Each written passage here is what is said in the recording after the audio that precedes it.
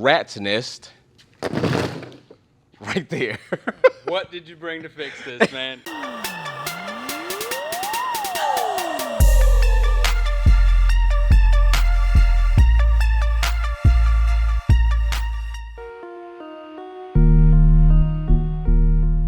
What's going on? So today we're going to get into tucked harnesses. Now we know there are all type of tuck type harnesses. You got budget, you got full extreme, you got totally you can't find shit, which may not be practical in some uses.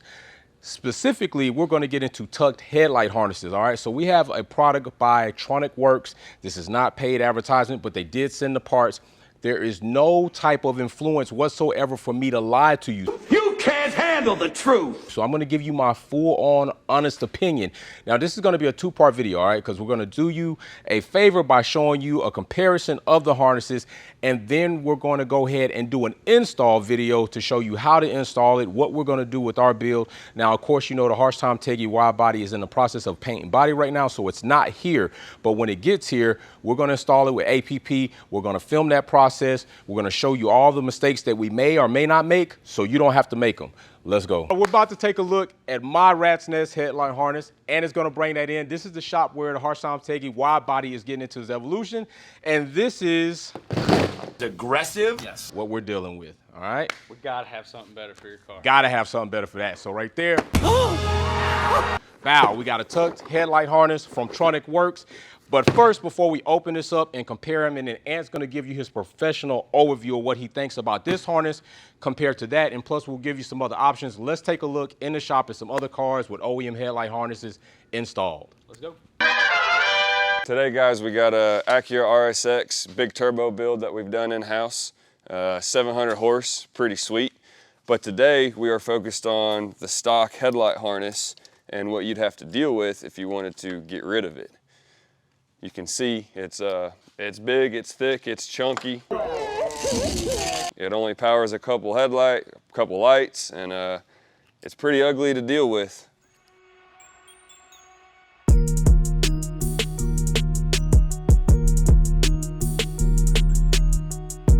Guys, we just showed you this example of a wiring harness for the headlights. Now we're gonna take you over here. This is considered a fully tucked engine bay with the headlight harness and everything, so it's a good example to see, you know, the options you can go and how far you can go in a build. So this is our customer's Wago van. But I got the van. It's nice. With a K24 in it. It's a pretty sweet little rig.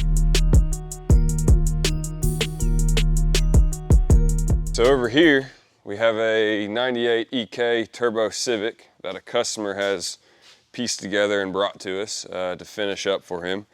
It is a good example, though, of what you can do yourself to slim down the headlight harness. You can see here, he's taken some wires out, he's slimmed down what he needed, he's shortened some stuff up, he wrapped it in electrical tape.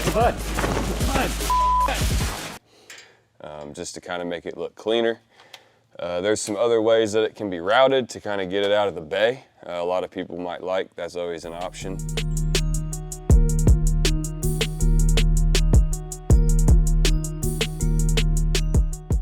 Okay, so now that we've given you all a few examples of different levels of harness situations, the RSX to the Wago van, all the way to the actual EK coupe with the turbo build, which all of them pretty much have high power builds in them. I'm on power, baby. I'm on power, baby. Or moderate power builds in them. It depends on what you want. APP can do it. Now we're going to go ahead, come back to the table. We're going to compare the TronicWorkz tucked harness to the OEM harness and give you all a good side-by-side comparison of what you can expect to get into off the basis. So I'm going to open this up, and we also want to know what the hell TronicWorkz puts in there. So bubble wrap. Not that it's really needed, it's a harness, but it's good that they took some type of precaution, as well as popcorn, and they even hit us up with some swag pack stickers. Oh yeah, I like stickers all right. So that's awesome. Big shout out to TronicWorkz for that. And here is the prize jewel right here. We could put that off to the side. Oh shit, there goes another sticker. So 3 stickers total And here is the prize jewel right here. And I'm gonna let Ant go ahead and cut that up because he's a little bit more professional than I am. He probably won't split the sheathing or the covering over there, which would totally ruin the whole point of even having this harness. So like I said before, none of this is paid. We're gonna give you our honest opinion. And I'm gonna tell you a little bit about some things when it comes to trying to make these type of moves. So I'm gonna go ahead, let Ant kind of uncipher this. I'm gonna get behind the camera. He's the professional. He's the one you're gonna see, him, Eric, Harry, and he's gonna kind of walk us through this, and I'll ask some questions that you all might have, and hopefully we can get some good answers.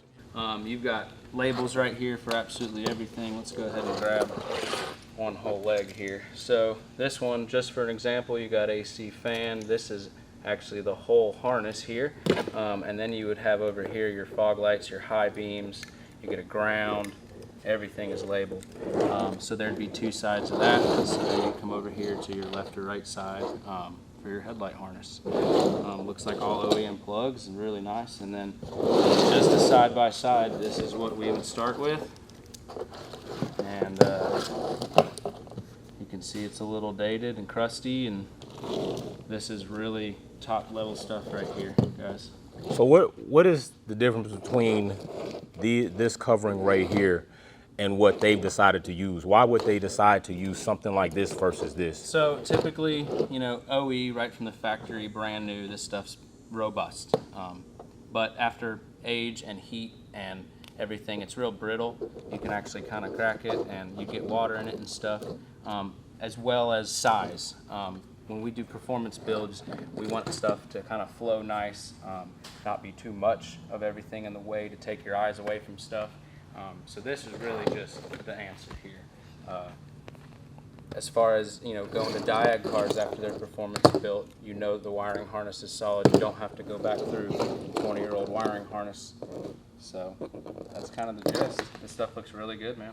So listen, you all, I want to make sure I say this. There's all different levels of life, okay? Some of you are in different places in your life. That car might be something that gives you a relief and something you do as a hobby, all right? So money is the equalizer of all fucking builds. It does not matter how much money you have. At some point, money's going to equalize that, or family, or your personal life.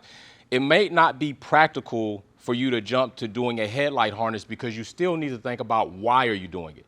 If you're doing a performance build, turbo, you're going to the track, do you really need a tucked headlight harness? You probably could take that money that you're going to spend in a tucked headlight harness and put it somewhere where it would be more beneficial for your area or for the direction that you're going. My boy's wicked smart. Now, also, even outside of engine harnesses, budget build tucked harnesses, full tucked harnesses, I think Ant can probably speak to the fact you still need to think about practicality. If you're gonna go fully flushed out, right? Everybody knows you never go full retard. You're gonna go fully tucked, everything's missing. You need to think about when it comes to maintenance or breakdown, whether you're gonna do it or Ant's gonna have to do it. I'm pretty sure that makes a difference on the difficulty of the work, of the job, right? 100%, 100%. Somebody comes in with a diag of a, you know, moderately built turbo car that we did not build, and the wiring harness looks like this. First that, we know that this is new, shouldn't have any issues, shouldn't, you know, in quotations, but especially if it's tucked, running through fenders, running through firewalls, you want to be able to know that it's brand new and it's nice, and you don't have to go chase this stuff. And this is probably a bit more of a headache to break through and sort out, okay? 100%. So yeah, you can eliminate some problems, but also I want you all to keep in mind that put your money where you need it first. Some of you make purchases that absolutely do not assist you Is that how you buy all this crap? What do you need this for? You're sick. in the direction you're taking your build. Make sure you sit down and think about what you do. We all make mistakes. We all make like ready-to-go purchases. I've made them and then I've had to go back and buy another part.